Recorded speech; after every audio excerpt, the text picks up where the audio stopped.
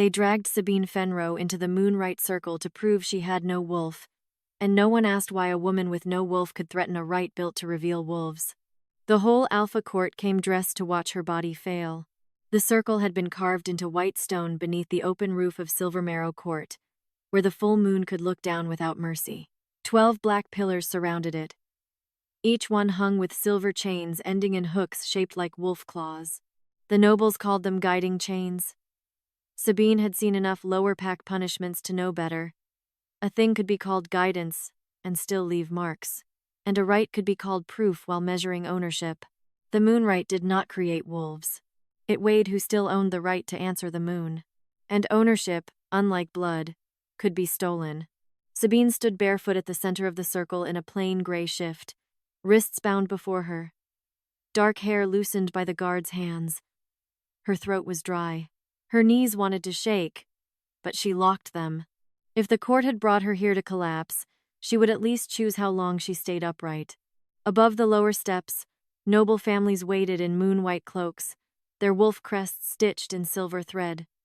They had not come for justice. Justice did not need polished terraces and velvet cushions.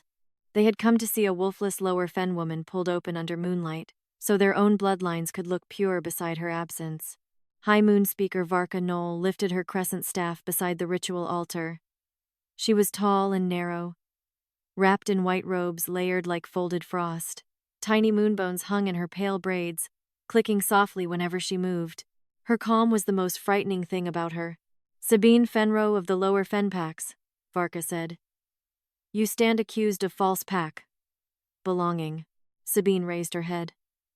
"I never claimed a wolf." A few nobles smiled. That was the trap. In Silvermarrow, having no wolf was shame. Admitting it aloud was defiance. They wanted her guilty either way. Varka's eyes cooled. "You accepted food, road passage, and shelter under pack law. My mother served the grain stores for 19 winters. Service does not create beast. Right." "No," Sabine said, her voice quiet. "But someone's service has been feeding yours." The words landed too near the noble rings. The smile vanished from the nearest nobleman's face. Varka struck the altar once with her staff. The sound rang through the open-roofed court. This is why the rite must proceed. Wolfless bitterness spreads when lower blood forgets its place beneath moon law. The silver chains trembled. Sabine did not look at them. She looked instead toward the black doors at the end of the court. They opened without announcement. Alpha King Caedran Ghorst entered. The court stood in one breath. Caedran needed no herald. Power moved before him like cold weather over a battlefield. He was tall, broad-shouldered, dressed in black wolf hide and old silver. His dark hair swept back from a severe face. His eyes were pale gold, wolf-bright, but there was strain beneath them. Something controlled too tightly to be ordinary anger. Even Varka inclined her head. Sabine had seen him only once before, from behind a grain cart on the lower fen road. She remembered less of his crown than the silence he left behind. The kind of silence people used when fear and loyalty had been braided together for too long. Caedran stopped at the edge of the Moon-Rite Circle. His gaze moved over the chains, the altar, Varka, then Sabine. It did not soften, but it paused, Varka noticed. "Majesty, the accused is ready for forced shift." Sabine's fingers tightened. Forced shift, a clean phrase for dragging at a body until it either revealed a wolf or broke proving it had none. Caedran looked at her bound wrists. "Why chain a woman your court says has no beast?" The question changed the air. Varka answered smoothly. "Wolfless bodies can still carry mimic resistance. The chains prevent false collapse before moon pressure completes its work." False collapse. As if even her pain could be accused of lying before it arrived. Caedran's gaze returned to Sabine. "Do you contest the right?" Every person in the court waited for her to beg. She would not give them that shape of satisfaction. "I contest the need for witnesses who already decided what they came to see." A low murmur moved through the terraces. Caedran's expression remained hard, but something in his eyes sharpened. "You are afraid." "Yes." The honesty struck harder than denial. Sabine continued. "But not because I have a wolf to hide." Varka stepped forward. "Then the moon will settle ownership." She lifted both hands. The full moon climbed free of a passing cloud. White light spilled into the circle. The noble wolves prepared first. That was tradition. In public forced shift rites, the upper houses transformed around the accused to show true beast right before absence was exposed. Lords and ladies stepped into the outer rings, their faces already tightening with proud anticipation. Shoulders bent, fingers curled, breath deepened into growls. Sabine stood alone at the center. The moonlight touched her hair, then stopped moving. Not dimmed. Stopped. It gathered around her shoulders in a thin, pale line. Not warm. Not kind. As if the moon had found a mark the court had not meant to reveal. Varka's staff lowered a fraction. The first noble failed to shift. A lord from House Greymarrow dropped to one knee, face twisted. Claws half-formed before sinking back into human fingers. The moon had not denied him. It had asked what right he was using to answer, and he had none that belonged wholly to him. Then another noble collapsed. Then another. Across the outer rings, wolf shadows buckled under their owners, snarling without bodies, trying to rise and failing. Panic broke through silk and silver. Sabine did not move. The chains around her wrists went cold. Caedran stepped closer to the circle, and for the first time his own royal wolf shadow flickered behind him like a beast, refusing a command. His wolf did not move toward Sabine. It recoiled from the same stolen answer. That recoil was not mercy. It was recognition of debt. Moonlight gathered above Sabine's head. Not a crown. Not a blessing. A refusal mark. Varka whispered. Impossible. The full moon brightened. Every noble wolf in the circle buckled beneath its own stolen answer. And Sabine Fenrow, brought there to prove she had no wolf, remained the only body the moon had not found stealing an answer. The right had named the absence.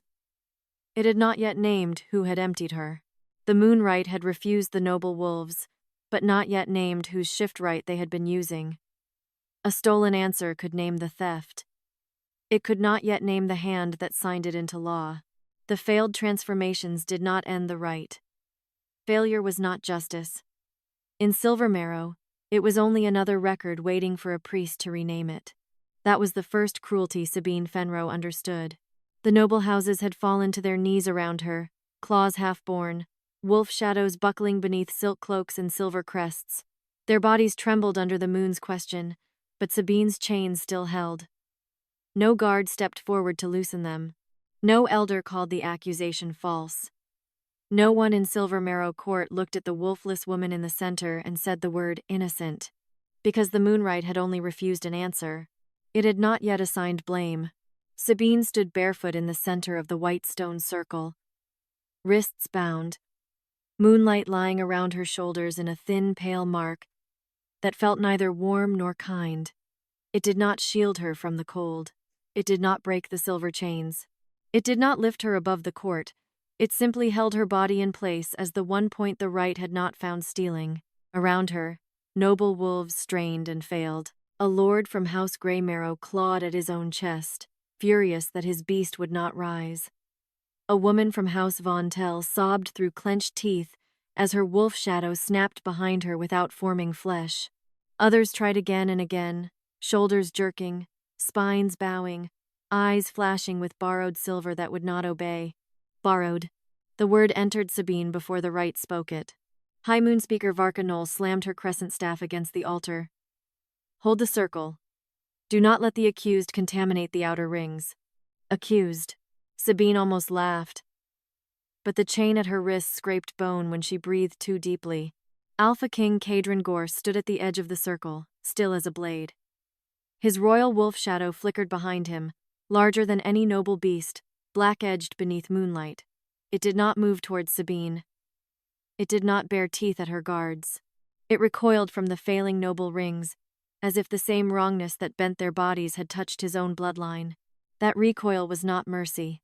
It was recognition of debt. Varka turned toward him before the court could see too much. Majesty, the accused is producing wolfless body interference. The right must be sealed before her absence spreads. Sabine lifted her head. My absence? Varka's eyes narrowed. Sabine looked around the circle at the kneeling nobles. the half-formed claws, the wolf shadows without bodies, the terror behind arrogance. You brought me here to prove I had nothing. Why are they the ones failing? A low sound moved through the court. Not pity. Danger. Caedran's gaze fixed on her. What do you hear in the right? Sabine did not know how to answer at first. She did not hear as a seer heard. She did not carry a hidden wolf whispering secrets into her blood. There was no beast inside her waiting to rise and punish the court. There was only a pressure beneath her skin where the moonlight touched, a pulling ache where something had once been counted and then removed. I hear them answering with something that does not fit, she said. Varka stepped forward. Moon. Answer records cannot be tried through a wolfless woman's body. The phrase was smooth. Prepared. A doctrine polished long before tonight. Sabine heard the trap in it. If she was wolfless, she could not open Wolf-Rite records. If she could not open them, the rite could only read her absence. If it read her absence, the court could call that absence proof. A perfect circle, a closed throat. Sabine looked up into the white moon. Read what they answered with. The Moon-Rite Circle brightened. The chains around her wrists went cold enough to burn. Sabine gasped, but she did not step back. The pale mark around her shoulders spread down her arms. Not like a blessing, not like a crown, but like a ledger finding skin it had already touched once before. The moonlight did not enter her. It read the place where something had been taken. White script opened along the stone beneath the noble rings. Lower Fen service entered. Beast rite stripped. Noble shift renewed. Wolfless body blamed. The rite had named the theft. It had not yet named the seal that made theft lawful. The words circled outward in silent fire. Every noble who had failed to shift froze harder than before. Sabine stared at the record until the letters blurred. Lower Fen service. Her mother in the grain stores. Her uncle on winter roads. Lower Fen hands carrying salt, ash, wheat, bone candles, laundry, firewood, medicine, tribute. Lower Fen bodies working beneath pack law, feeding the same court that called them empty when their own beasts did not answer. Beast rite stripped. Not born absent. Not naturally broken. Stripped. Sabine's throat closed around the word. You did not find me empty, she said. You emptied us and called the silence proof. The Moon-Rite accepted it. Silence proof entered. Caedran's face changed. Not softened. Changed. Something old and terrible moved behind his eyes as he looked from the record to the noble rings, then to the silver crests stitched on their cloaks. Rank. Blood. Ceremony. Houses that had shifted proudly for years while Lower Fen bodies bent under service. If my court's wolves answer with rights stripped from the Lower Fen, he said slowly, then my crown has been feeding rank with stolen beasts. The moonlight sharpened.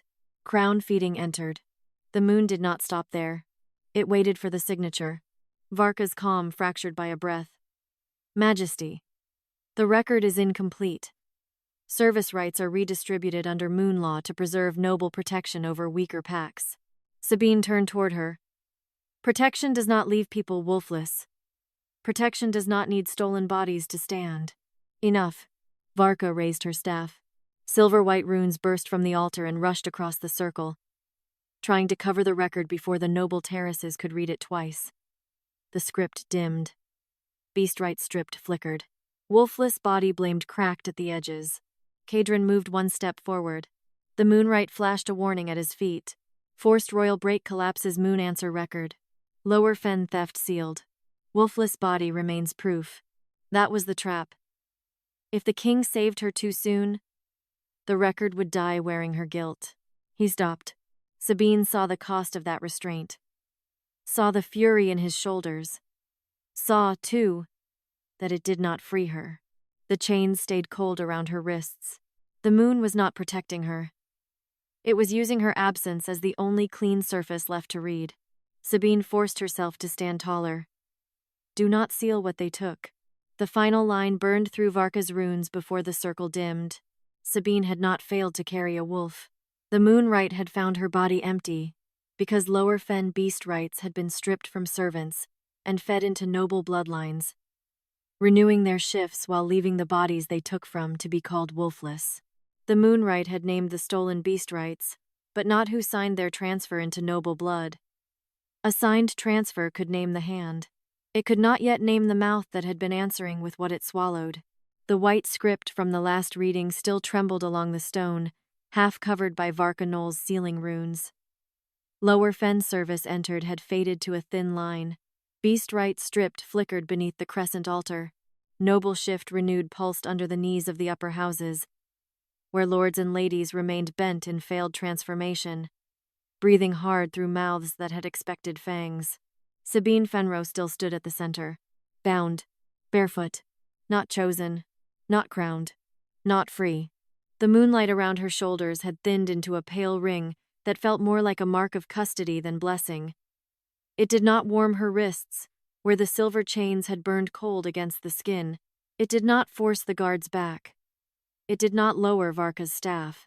It only held the absence inside her body open long enough for the right to continue reading what Silvermarrow had spent years calling proof. A wolfless body, the court had said. A clean surface, the moon had answered. Caedran Ghorst stood at the edge of the circle with one boot stopped before the warning line. His wolf shadow remained behind him, black-edged and restless, but it did not move toward Sabine. It did not curl around her. It did not bare teeth for her defense. It recoiled each time the noble rings tried to shift again, as if every failed transformation carried the smell of debt. Varka saw his restraint and used it. "Majesty," she said, voice clear enough for every terrace. "The record has already been disturbed beyond clean moon law. The accused remains wolfless. The right has not proven theft. It has only shown that lower fen resentment can distort noble answer." Sabine turned her head slowly. Resentment did not sign the transfer. The nearest noblewoman flinched. Varka's fingers tightened on the crescent staff. There was no theft. Service redistribution is lawful under moon hierarchy. Then let the right read the law. A hush dropped over the circle. Sabine's throat ached from cold and fear, but she did not lower her eyes. The last record had shown stripped beast right. That was not enough. A theft could be blamed on old hunger, on unnamed clerks, on forgotten necessity. Silvermarrow would survive unnamed wrongdoing. It had been built for that. A signature was harder to bury. She looked up into the white moon and spoke before Varka could. "Read the seal that moved them." Varka struck the altar. Redistribution records cannot be tried through a wolfless body. The doctrine snapped into place like a trap closing over bone. Wolfless body. Not Sabine. Not lower fen witness. Not the body the right had already used as proof of theft. Just absence again, renamed until it could be dismissed. The Moon-Rite Circle brightened. The chains around Sabine's wrists pulled outward, stretching her arms until pain ran through her shoulders. She bit down on a cry. The moon did not loosen the bindings. It did not soften the pain. It used the place where the beast right had been taken and made the empty space answer. White script opened beneath Varka's crescent staff. Moonspeaker seal entered. Lower fen service tallied. Beast right transfer approved. Noble bloodline renewed. The seal had named the law. It had not yet named the bloodline that received the stolen answer. The words burned in a perfect ring around the altar. Not around Sabine, around Varka. For the first time, the high moon speaker did not speak quickly enough. Sabine stared at the second line. Lower fen service tallied. Not honored. Not rewarded. Counted. Her mother's grain work. Her uncle's winter road labor. The hands that carried salt, ash, wheat, bone candles, laundry, firewood, medicine, tribute. Each service mark weighed, tallied, and turned into a reason to take more. The lower fen had not served beneath pack law. They had been harvested by it. "You did not borrow our wolves to protect us," Sabine said. "You signed them away so your houses could keep shifting." And one of those houses had answered first. The Moon-Rite accepted it. Signed away entered. Caedran's face tightened. He looked at Varka's staff, then at the noble rings, then at the white script burning under the altar. The realization did not make him clean. It made him responsible in a way no silence could undo. "If my moon law signed the transfer," he said, voice low, Then my crown did not merely fail to see the theft. It gave the theft a throne.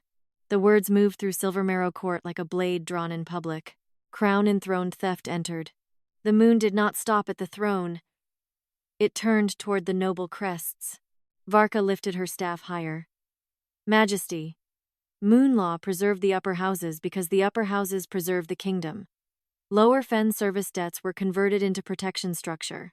Without noble renewal, border pacts would have eaten them alive. Sabine's laugh came out thin. Protection does not record the protected as empty. Protection does not need the protected body erased before it can stand. Caedran took one step. The circle flared. Forced royal break collapses transfer record. Moon speaker seal preserved. Wolfless body remains proof.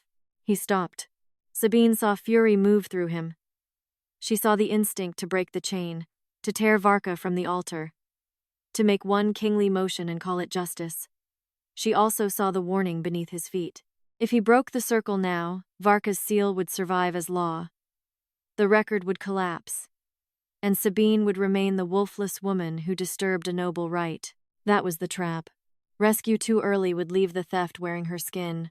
So Sabine stayed chained and made the theft keep speaking. Varka drove the crescent staff into the altar. Silver runes flooded the ring. Swallowing Moonspeaker seal entered. Cracking beast right transfer approved. Dimming noble bloodline renewed until the noble houses began to breathe easier. Sabine leaned against the chains and forced herself to remain standing. Do not let her close the signature. Caedran's hands curled at his sides, but he did not cross the line. The moonlight sharpened around Sabine's empty body. Not Merze. Record pressure. The final transfer line burned through Varka's seal before the altar could hide it. The lower fen beast rights had not drifted into noble blood by accident. Varka's Moonspeaker seal had tallied service as debt, approved beast right transfer under moon law, and renewed noble bloodlines while the emptied bodies were recorded as wolfless. But the renewed blood had not yet named itself. The Moon-Rite had named Varka's seal, but not whose bloodline had been renewed by Sabine's absence. The final words still trembled beneath the altar, half hidden under the high moon speaker's silver runes. Varka's seal had tallied service as debt. It had approved beast right transfer. It had renewed noble bloodlines while the emptied bodies were recorded as wolfless. But renewed blood had to belong somewhere. A theft could hide inside law. A transfer could hide inside doctrine. But a bloodline, once fed, had a crest, a table, a marriage record, a place in the noble ring where its heirs stood proud beneath the moon and called their borrowed answer inheritance. Sabine Fenrow remained at the center of the Moon-Rite Circle, wrists bound and arms aching from the pull of the chains. The pale refusal mark around her shoulders had sharpened into thin light, not warm enough to comfort, not strong enough to free. It only held her absence open for the right to keep reading. She was not owner of the noble wolves. She was not their Luna. She was not the moon's chosen answer. She was the body left empty enough to show which answer had been taken. Around her, the outer noble ring shook. Some had begun to recover their human balance, but none had shifted. Their wolf shadows crouched behind them like guilty beasts, half-formed and trembling, unable to stand beneath the moon's question. Among them, the lord from House Greymarrow clawed at his own silver crest, as though the embroidered wolf on his chest had bitten him. Caedran Ghorst saw it too. His own wolf shadow remained behind him, black-edged and tense. It did not step toward Sabine. It did not protect the circle. It watched House Greymarrow with the stillness of a predator recognizing a trail it had been taught not to follow. Varka moved before the king could speak. Majesty, the court is distressed. Recipient line instability is common when a wolfless body disrupts proper moon hierarchy. Sabine turned toward the noble ring. He answered first. House Greymarrow's lord flinched. Varka's voice sharpened. The accused has no standing to identify noble failure. Sabine lifted her bound hands as far as the chains allowed. The silver had left red marks around her wrists. Then let the right identify it. No, Varka said. Too quick. Tobara. Then she corrected herself, wrapping panic back into doctrine. Recipient line records cannot be tried through a wolfless body. Sabine looked at the full moon above the open roof. Read whose wolf answered with mine. The words cut her more deeply than she expected. With mine. Not because she owned the answer now, because something that should have belonged somewhere inside her family line had been moved elsewhere, then used to prove her lack. Naming that hurt more than being called empty. The Moon-Rite Circle brightened.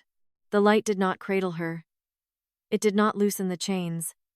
It dragged the absence in her body wide enough that her knees nearly buckled. She tasted metal. The court blurred at the edges. But she stayed standing because if she fell, they would call the fall proof before the record finished. White script moved away from Varka's staff and crossed the stone toward the noble ring. It stopped beneath the silver wolf crest on Greymarrow's cloak. House Greymarrow crest entered. Lower fen answer received. Noble wolf renewed. Original body emptied. The lord of House Greymarrow made a sound like a growl strangled before birth. His wolf shadow collapsed flat behind him. Sabine stared at the words until they burned into her. Original body emptied. Not her name yet. Not fully. The right had only read the recipient line, not the body record beneath it, but she felt the shape of it in her ribs. In the old absence she had carried since childhood, while nobles called it natural shame. You did not inherit that wolf, she said, voice shaking but clear. You were handed the answer my family was punished for lacking. The Moon-Rite accepted it. Handed answer entered. Caedran's face hardened.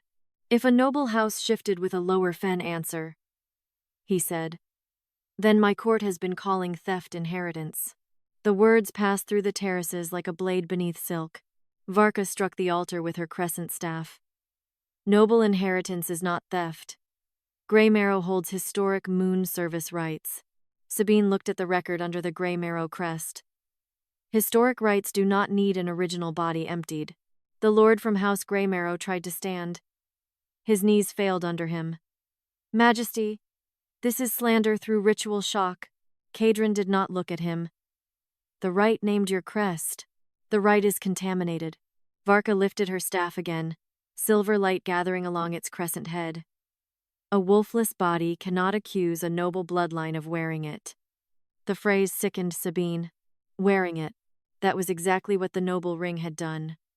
Worn lower pack answers as fur. Worn stolen beast right as rank.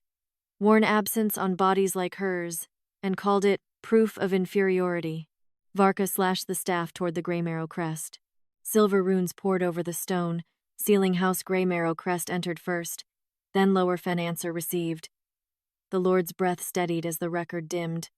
His wolf shadow twitched behind him, trying to rise again under the cover of priestly law. Caedran stepped forward. The Moon-Rite flashed beneath his feet.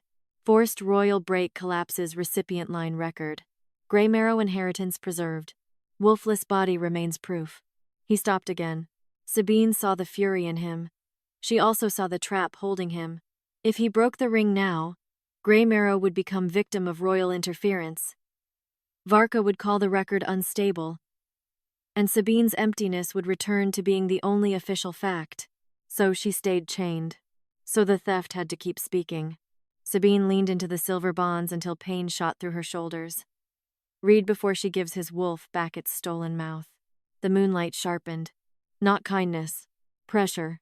The final line burned through Varka's seal beneath the Greymarrow crest. House Greymarrow's wolf had not failed because Sabine disturbed the right.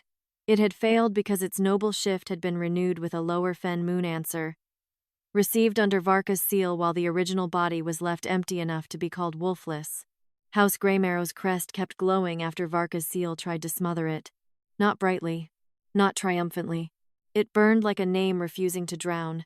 The Lord of Greymarrow remained on one knee in the outer ring, one hand crushed over the silver wolf sewn across his chest. His wolf shadow trembled behind him, half risen and half starved. Trying to stand on a moon answer the right had just named stolen. Every noble near him shifted backward as if theft could spread through proximity. Sabine Fenrow watched them move away from him and understood something cruel. They had not hated theft. They had hated being seen wearing it. The chains around her wrists had gone colder. They pulled her arms outward from the black pillars, forcing her shoulders to bear the weight of the circle's attention. The moonlight around her did not soften. It did not protect. It held her absence open like a wound being used as parchment. House Greymarrow had been named, but the original body had not. That was the next locked door. Sabine felt it before the right opened. A hollow ache under her ribs, old and familiar, like reaching for a shape inside herself and finding only the place where it had been removed. All her life, people had looked at that absence and called it proof of weakness. Tonight, the moon had begun calling it evidence. Varka Knoll saw where Sabine's gaze had fallen. The high moon speaker raised her staff before Sabine could speak. Majesty, recipient, line disturbance has concluded. The accused remains dangerous as a ritual contact. She must be removed from the circle before her emptiness damages another noble house. Sabine laughed softly. The sound hurt. Another, she said. Varka's mouth tightened. Caedran Ghorst stood beyond the warning line, his face carved still by restraint. His wolf shadow had lowered close to the stone behind him, not in submission to Sabine, not in protection, but in refusal to touch the gray marrow answer again. He looked at the record. Original body emptied, Varka answered. Ritual phrasing. Sabine lifted her head. Then let the right read the body. Varka's eyes flashed. Original. Body records cannot be tried through a wolfless claimant. Claimant. That word was new. Not accused. Not bitter. Not contaminated. Claimant meant there was something the law feared she might have a right to name. Sabine tightened her hands around the chain. I claim nothing that still lives in me. That is your proof, isn't it? The court fell silent. Her voice lowered. Read whose body was emptied. The Moon-Rite Circle dimmed. For one breath, Sabine feared the record would fail. Then the white stone beneath her feet turned pale as bone, and a thin line of moonlight crawled from House Greymarrow's crest across the outer ring, through the altar seal, toward the center. Toward her. The moon did not choose her. It measured what had been taken. The line stopped at her bare feet and opened. Fenrow birth record entered. Lower Fen service debt attached. Moon answer extracted. Wolfless status recorded. Sabine could not breathe. The words did not strike like thunder. They entered quietly, with the merciless patience of a record that had waited years for a body to stand where the moon could read it. Fenrow birth record. Not some forgotten ancestor. Not a vague lower Fen victim. Here. The absence in her body had been registered before she learned to speak. A service debt had been tied to her birth, and what should have answered the moon in her blood had been moved out of her before anyone could call it hers. Her knees bent. The chains caught her before she fell. Varka spoke quickly. Birth records among lower Fen families are often unstable. Service debts can attach to household standing without implying bodily extraction. Sabine looked at her through blurred vision. You recorded me empty after you took the answer.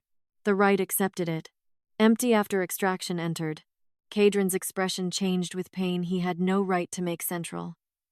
If her body was recorded wolfless after a transfer, then my court has been punishing an absence it created. The Moon-Rite burned beneath him. Created absence entered. Sabine turned toward him slowly. Your court did not discover what I lacked. It filed the lack. He did not deny it. That mattered. It did not heal her. It did not loosen the chains. It did not return what had been sent into Greymarrow blood. Varka struck the altar so hard the crescent staff rang. Enough. A wolfless claimant cannot reopen birth. Write records under public moon. Silver runes surged toward Sabine's feet. The line between her and the Greymarrow crest began to break. Fenrow birth record flickered. Moon answer extracted cracked into white sparks. Caedran stepped forward.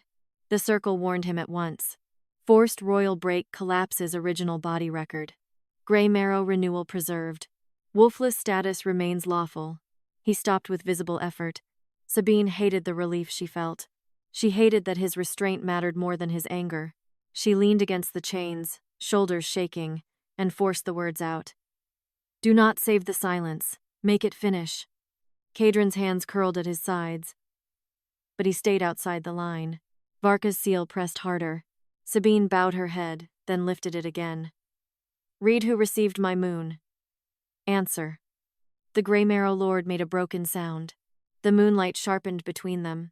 One final line burned through Varka's closing seal. Sabine Fenrow had not been born wolfless. Her Fenrow birthright had been attached to Lower Fen service debt, extracted under moon law, and fed into House Greymarrow's heir before her emptied body was recorded as proof that lower blood had no wolf.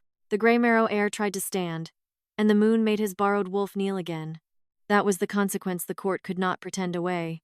The white line between Sabine Fenrow's bare feet and the gray marrow crest stayed bright, cutting across the Moon-Rite Circle like a wound drawn through stone. At one end stood the wolfless woman the court had brought to prove emptiness. At the other knelt the noble house whose heir had been fed by that emptiness until inheritance looked natural. Sabine's wrists burned under the silver chains. Her shoulders shook. The moonlight around her did not comfort her. It did not crown her. It did not whisper that she was secretly powerful or beloved by the sky. It held her absence open because her body had become the only record clean enough to prove what had been stolen. House Greymarrow's heir bent forward, teeth clenched, wolf shadow writhing behind him. It tried to rise again. For a heartbeat, the shape almost formed long muzzle, silver fur, noble crest light along its spine. Then the moon asked the same question. Whose answer are you using? The wolf collapsed. A sound went through the noble terraces, small and ugly. Fear. Not sympathy. Varka Knoll raised her crescent staff before that fear could become accusation. The recipient line has been misread. A noble heir may receive lower service strength without personal guilt. House Greymarrow is shielded by ancestral rank. Sabine looked at the heir. Ancestral rank did not empty my body. Varka's eyes cut to her. You confuse transfer with theft because wolfless bodies cannot understand inheritance law. Caedran Ghorst's jaw tightened. His wolf shadow remained behind him, restless and dark. But it did not move toward Sabine. It did not defend her. It only recoiled each time the Greymarrow wolf tried to answer with what had been moved into it. Caedran looked at Varka. What did Greymarrow give in return? The question struck harder than anger. Varka still. Sabine heard the hidden door in that silence. Not who received her answer. Not whether it was taken. What was paid. Her hands curled around the chains. Read what House Greymarrow paid for my moon answer. The Greymarrow heir's face went white. Varka struck the altar. Noble exchange records cannot be tried through an emptied body. Emptied body. The phrase slid through the circle colder than the chains. At last, Varka had stopped pretending Sabine was simply born lacking. But even recognition could be turned into insult, if spoken by the right mouth. Emptied body. A condition, not a crime. A result, not a wound. Sabine's voice came thin. Then let the emptied body show the price. The Moon-Rite Circle brightened beneath House Greymarrow. White script opened around the noble crest, not around Sabine this time. It circled the heir's knees, climbed the edge of his silver cloak, and burned across the embroidered wolf as if the crest itself had become a ledger. Greymarrow tithe entered. Moon Speaker Office paid. Lower Fen debt increased. Recipient heir protected. The court went silent. Sabine stared at the third line. Lower Fen debt increased. Her family had not only lost her birthright, they had been charged for the theft. Her mother's grain service. Her uncle's winter road labor. Her own years carrying reed baskets and ash sacks for upper pack stores. Debt had grown where payment should have been owed. The house that received her moon answer had paid Varka's office. And the cost had somehow fallen back onto the bodies they stripped. You took from us, Sabine whispered. Then wrote that we owed more. The Moon-Rite accepted it. Debt after taking entered. Caedran's face darkened. If Greymarrow paid your office, and Lower Fen debt increased, then noble renewal was purchased by making the robbed house poorer. Varka's voice sharpened. Majesty, Lower Fen debt funds protection, grain passage, border patrol, moon road safety, protection again, Sabine said. Every theft in this court wears that word before it touches skin. The moonlight pulsed. Protection mask entered. The Greymarrow heir tried to drag himself back from the glowing crest. The white script followed him, not attacking, not binding, simply refusing to let the recipient line leave its own record. Varka's staff flashed. Silver runes rushed toward the Greymarrow tithe record, covering Moon Speaker Office paid first, then Lower Fen debt increased. The noble terraces exhaled too early. Caedran stepped forward. The circle warned him before he crossed. Forced royal break collapses exchange record. Greymarrow payment sealed. Emptied body remains debt source. He stopped. Sabine saw the fury in his stillness. She also saw the danger. If he shattered the ring now, Grey Marrow would keep the answer, Varka would keep the payment, and Lower Fen would remain both empty and indebted. So she held herself upright. So the theft had to keep speaking. Her wrists trembled. Blood had begun to darken beneath the silver at one cuff. The moonlight did not close the wound. It only illuminated the chain. "Read who approved the debt increase," she said. Varka's face tightened. "No, not Doctrine. No." Caedran heard it. The Moon-Rite heard it. The final exchange line burned through the seal at the Grey Marrow crest. House Grey Marrow had not inherited Sabine's moon answer through blood. It had purchased the renewal through Varka's moon speaker office, while the price was written back onto Lower Fen as debt, making the emptied bodies pay again for the beast rights stolen from them. The Grey Marrow payment burned away the last comfortable lie in the noble ring, not because it proved House Grey Marrow had received Sabine Fenrow's moon answer. The right had already done that. Not because it proved Varka's office had been paid. The crest still glowed with that purchase under the heir's knees. It was the debt that changed the heir. Debt meant the theft had not ended when Sabine was emptied. It had continued afterward, written in ledgers, collected in grain, road tolls, winter labor, and service oaths. Lower Fen had been stripped of beast right, then charged for the structure that kept the theft alive. Sabine remained chained at the center of the Moon-Rite Circle, wrists bleeding beneath silver, shoulders trembling from the pull of the pillars. The moonlight around her did not soothe the wounds. It did not give her strength beyond endurance. It only made the marks visible enough that the court could not pretend the right was clean. Caedran Ghorst stood outside the warning line, his face hard with the kind of restraint that cut both ways. His wolf shadow stayed behind him, low and restless. It did not move toward Sabine. It did not guard her. It recoiled from the Grey Marrow crest, from Varka's staff, and now from the word debt glowing beneath noble knees. Varka Knoll had stopped smiling. That was dangerous. A calm enemy could be argued with. A cornered priest would turn procedure into a blade. "Majesty," she said. "Exchange irregularities do not alter the accused condition. The woman remains wolfless. Lower Fen debt is a civil matter beneath royal treasury review." Sabine lifted her head. "Then review it." Varka's eyes narrowed. Caedran looked toward the altar. "You said the debt was civil. Civil records cannot be opened inside a transformation rite." Sabine's breath shook. "But the rite used civil debt to move Wolf." "Right." The Moon-Rite brightened. Civil debt entered. Varka's fingers tightened around the crescent staff. Debt ledger records cannot be tried through an emptied body. Emptied body. Again. Sabine was no longer merely wolfless when Varka needed to block the record. She was emptied. Evidence enough to insult, not enough to hear. Sabine pressed her bound hands against the chain until the silver cut deeper. "Read who approved the debt increase."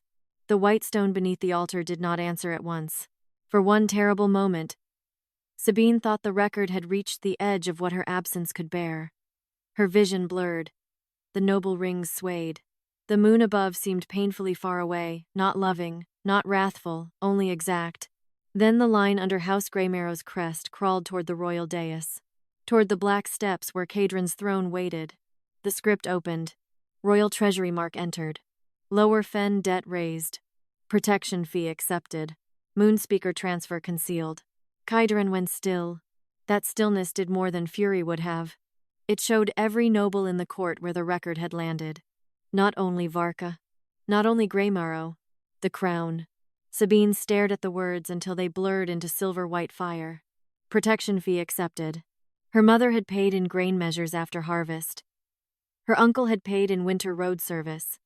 Sabine had paid in labor, before she even understood the debt belonged to a loss she had not caused. Every payment had gone toward the same system that called her empty and renewed nobles with what had been taken from her. Caedran's voice came low.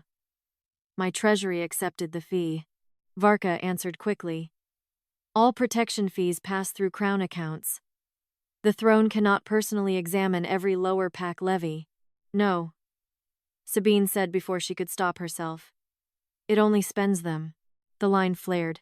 "Accepted." Caedran looked at her. The court tightened around that look, expecting punishment. expecting royal pride to strike back at a chained woman who had spoken too clearly. He did not punish her. That did not absolve him. It only let the record continue. "If my crown accepted payment after the theft," he said, "then I did not merely inherit a false moon law. I profited from the bodies it emptied." The moonlight burned beneath his words. Crown Prophet entered. Varka's face hardened. "Majesty, such phrasing invites rebellion." Sabine's laugh broke out thin and painful. "No, it invites memory. The right accepted that too." Memory entered. The noble terraces shifted like silk dragged over knives. Some eyes went to the royal dais. Some went to Varka. Some went to the lower fen servants standing along the outer shadowed walls. The ones who had come to carry trays and pour wine while their own debts were being read under the moon. Caedran saw them. Sabine saw him see them. That did not make him clean. It made him cornered by the truth he had ruled above. Varka struck the altar. Silver runes surged toward the royal treasury line, covering protection fee accepted first. Then Moonspeaker transfer concealed began to dim. The gray marrow air dragged in a breath as if the record closing around the crown might free his house from being named. Caedran moved. The Moon-Rite flashed at his feet. Forced royal break collapses treasury record. Crown Prophet sealed. Emptied body remains debt source. He stopped with violence trapped in his shoulders. Sabine's knees nearly bent. The chains caught her. Pain shot down both arms, bright and humiliating. The moon did not help. It only held the record open through the place where she had been made useful. She forced the words out. "Do not break it." Caedran's jaw tightened. "It is naming my throne." "Then let it finish." Varka's seal pressed harder. Sabine lifted her face to the moon and spoke through the pain. "Read what the crown bought with us." The treasury line flared beneath the royal dais. The final record forced itself through Varka's silver runes before the seal could bury the crown mark. Lower fen debt had not risen by accident. Caedran's royal treasury had accepted protection fees from the families whose beast rights were stripped, concealing Varka's transfers as civil debt while the crown profited from the bodies recorded as Wolfless. The royal dais lit from beneath, and every noble finally understood why Caedran Ghorst had stopped before the warning line. The record had not merely touched his treasury. It had reached his throne.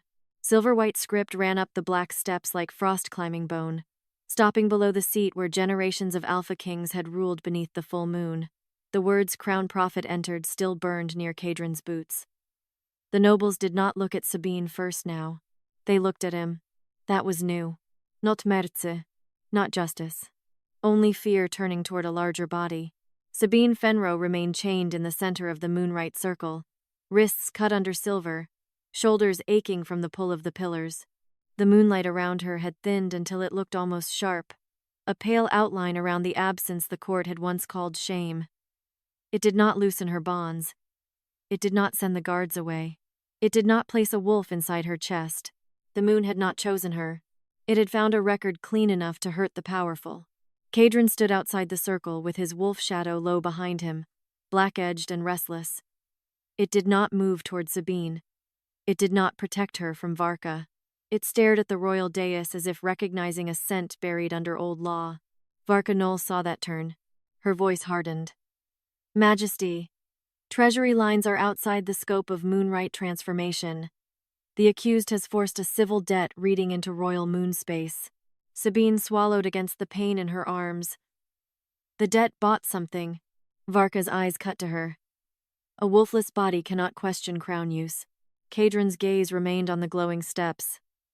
"Let her ask." The court inhaled. Sabine did not look grateful. Gratitude was too expensive while the chains still held. She lifted her face toward the moon. "Read what the crown bought with us." The Moon-Rite Circle answered slowly. The line beneath the royal dais thickened, then split into two paths. One remained under the throne. The other moved toward Caedran's shadow, toward the black outline of his royal wolf crouched behind him. The wolf shadow recoiled. Not from Sabine. From the record under its own paws. Varka struck the altar. "Royal wolf records cannot be tried through an emptied body." Emptied body again. Sabine clenched her teeth. Every doctrine Varka used admitted the truth by trying to shrink the person carrying it. Wolfless. Accused. Contaminating. Emptied. The names changed, but the purpose stayed the same. Keep the body useful, and keep the voice disqualified. The moonlight flared. The record read. Royal Wolf-Rite entered. Lower Fen levy applied. Crown shift renewed. Emptied debt preserved.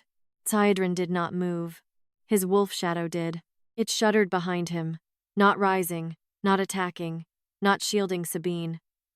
Its spine arched as if the words had struck through the king and into the beast beneath his name. The royal wolf's eyes flashed pale gold, then dimmed, and for one terrible moment it looked less like a ruler's spirit than a creature standing on ground it did not trust. Sabine stared at the third line. Crown shift renewed. Her breath left her. Not only noble wolves, not only grey marrow, not only the upper houses who wore silver crests and called theft inheritance. The crown itself had been renewed by lower fen debt. Caedran's voice came quieter than before. My wolf, Varka answered swiftly. Royal renewal rights protect the kingdom. A weakened Alpha King invites war, fracture, border raids, famine. Lower fen protection fees sustain the very crown that keeps them alive. Sabine looked at her. We were made empty so he could stand full. The line under Caedran's wolf shadow brightened. Accepted. Caedran's face changed then, not into softness, not into love, but into the kind of recognition that left no clean place for pride to stand. If my crown shift was renewed with levies taken from emptied bodies, he said, then my power has been standing on the absence my court punished. The Moon-Rite burned. Royal power fed by absence entered. The words struck the court with a force that made several nobles lower their eyes. Varka did not. She raised her crescent staff higher, and moonbones in her braids clicked like small teeth. Majesty. The record is phrasing necessary governance as theft. An Alpha King cannot be tried through the wound of a lower woman. Sabine laughed once, broken and bitter. No. He was crowned through it. The circle accepted the sentence. Crowned through absence entered. Caedran's wolf shadow lowered its head. It still did not come to her. That mattered. Sabine had no patience left for beautiful lies. A wolf bowing would only give the court another story to twist. What she needed was not worship. It was record. Varka slammed her staff into the altar. Silver runes rushed toward the royal wolf line, sealing Royal Wolf-Rite entered. Then lower fen levy applied. The words crown shift renewed flickered beneath the pressure, and Caedran's wolf shadow steadied as if the closing seal tried to hand it comfort. Caedran took one step. The warning blazed across the stone. Forced royal break collapses crown wolf record. Royal renewal sealed. Emptied body remains debt source. He stopped. Sabine swayed in the chains. Her wrists bled more freely now.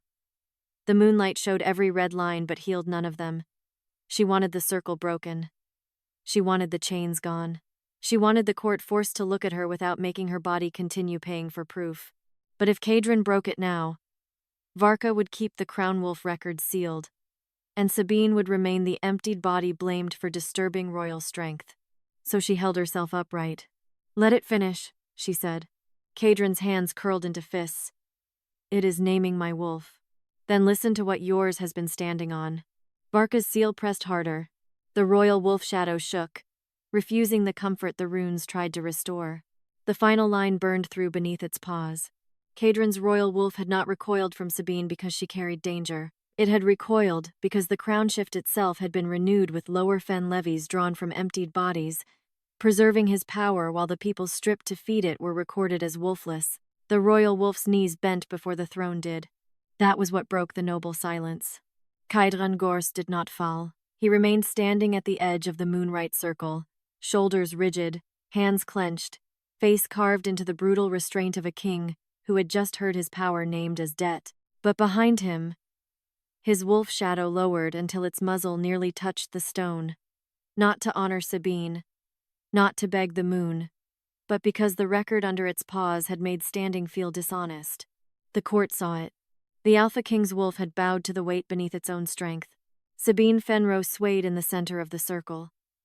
The chains held her arms wide enough that her shoulders trembled without mercy. Blood slid beneath the silver cuffs and down her wrists, thin and dark against moonlit skin. The refusal mark around her body had sharpened until it looked like a white outline cut into the air. Still no wolf came. Still no hidden beast rose from her chest.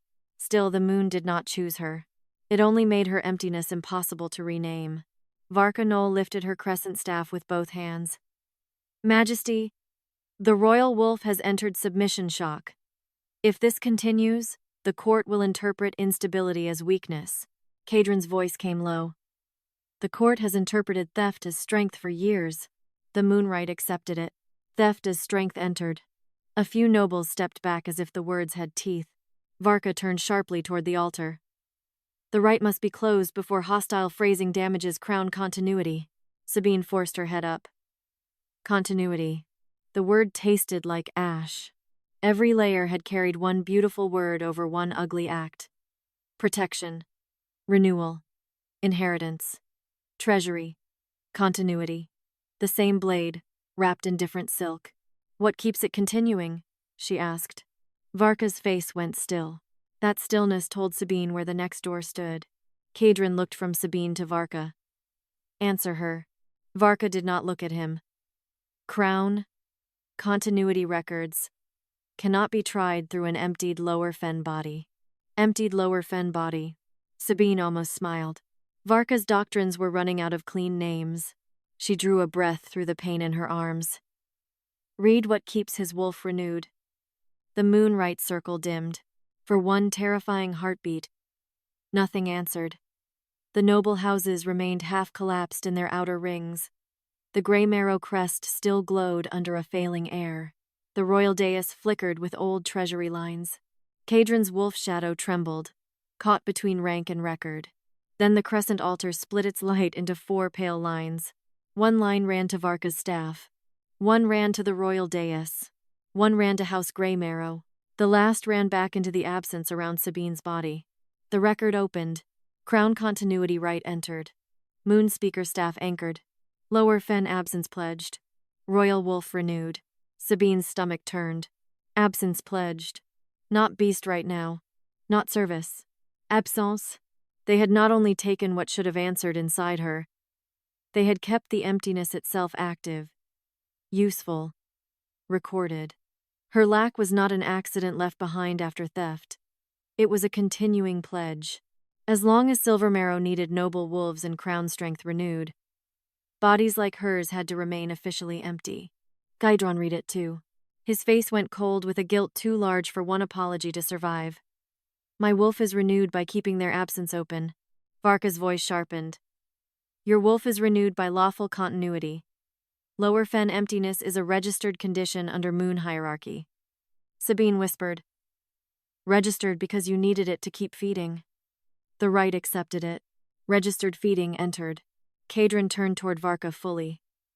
If my wolf stands because her absence is kept open, then my reign has been using her wound as a leash. The royal wolf shadow shuddered. Leash entered. That word did more to the court than debt had. Every noble understood a leash. Varka struck the altar with the butt of her staff. Silver runes erupted across the 4 lines, sealing House Greymarrow first, then the royal dais, then the staff anchor glowing beneath her hands. Majesty, if crown continuity breaks, every border pack will see royal weakness by dawn. The lower fen will not survive the wars that follow. Sabine laughed, and it came out broken. You keep saying we will not survive without the thing killing us. Varka's staff flared. The chains around Sabine's wrists pulled tighter. She gasped, but stayed standing. Caedran moved. The warning line burned before his boot crossed. Forced royal break collapses crown continuity record. Moon speaker staff preserved. Lower fen absence remains pledged. He stopped with rage shaking through him. Sabine saw it and hated the need for it. If he crossed now, Varka would keep the staff anchor. The record would die with her absence still pledged. Silvermarrow would have a frightened king, a collapsed rite, and a wolfless woman blamed for breaking crown continuity. So she held the pain. Again, read what releases the pledge, she said. Varka shouted. No. The moon heard the naked refusal. So did Caedran. So did every servant standing in the shadows beyond the noble terraces. The moonlight brightened around Sabine's body until the absence inside her felt like a door pulled open from the wrong side. The final line tore through Varka's seal. Caedran's royal wolf was not merely renewed by stolen Lower Fen beast rights. It was held upright by a crown continuity pledge anchored in Varka's staff, keeping Sabine's official wolflessness open so the throne could keep drawing strength from the absence it had created. Varka's staff began to drink the moonlight back into itself. The 4 lines trembling across the Moon-Rite Circle thinned as the crescent staff pulled at them. Greymarrow's crest, the royal dais, the Moonspeaker altar, and the white absence held open around Sabine Fenrow's chained body. The court watched the light retreat into Varka's hands, and for one terrible moment the whole rite seemed ready to become law again before anyone could stop it. Sabine felt the pull in her bones. Not in a wolf. There was no wolf inside her to rise. No hidden beast waiting to answer. No secret Luna blood turning the moon kind. There was only the place where an answer had been taken, and Varka's staff was trying to keep that place open like a wound it owned. Her knees bent. The chains caught her. Caedran Ghorst moved, but the warning line flared beneath him before his boot crossed. Forced royal break collapses, release record. Moonspeaker staff preserved. Pledged absence remains lawful. He stopped, not because he lacked power, because power used too soon would do Varka's work for her. Sabine lifted her head through the pain. Read what releases the pledge. Varka's mouth tightened. A pledged absence cannot command release. Sabine's voice broke but did not fall. Then read who pledged it. The moonlight brightened. The light struck Varka's staff from beneath, turning its polished crescent transparent enough for the court to see lines inside it. Not decoration. Not prayer marks. Names. Lower Fen family marks. Service marks. Birthmarks. Each one wound around the staff like a pale thread held under pressure. The record opened. Moonspeaker staff entered. Lower Fen absence pledged. Crown continuity fed. Release denied by office. A sound moved through the terraces. Varka raised her chin. Office denial preserves crown stability. Caedran looked at the glowing staff. Your office denied release. The office preserved the realm. My crown fed from what you kept open. And the realm survived. Sabine laughed once, raw and thin. Survival is always easier to praise from the mouth that was not emptied. The Moon-Rite accepted it. Emptied mouth entered. Varka struck the altar. Silver runes rushed toward the record. But this time the noble houses did not exhale in relief. Too many of them had seen their own crests flicker beneath stolen answers. Too many had understood that if Greymarrow could be named tonight, another house might be named tomorrow. Fear had turned against Varka. Not justice. Fear. But fear could still loosen a room. Caedran stepped to the warning line and did not cross. What must be done? The record answered before Varka could. Royal revocation required. Moonspeaker staff broken. Pledged absence closed. Beast right review opened. Sabine stared at the 3rd line. Closed. Not filled. Not rewarded. Not transformed into a wolf for the court to admire. Closed. The wound would stop being used. That was not the same as restoration. But it was the first mercy the law had not tried to rename. Varka's eyes flashed. Majesty, if the staff breaks, noble shifts will remain suspended until every transfer is reviewed. Border houses will panic. Marriage contracts will fail. Silvermarrow's hierarchy will fracture. Caedran looked at the noble rings, at the kneeling Greymarrow heir, at the servant standing in the shadows, at Sabine still bleeding in the chains. Then hierarchy will learn what it has been standing on. He drew the old silver crown pin from his mantle and pressed its edge into his palm. Blood welled bright beneath the moon. Varka stepped back. Royal blood is not required.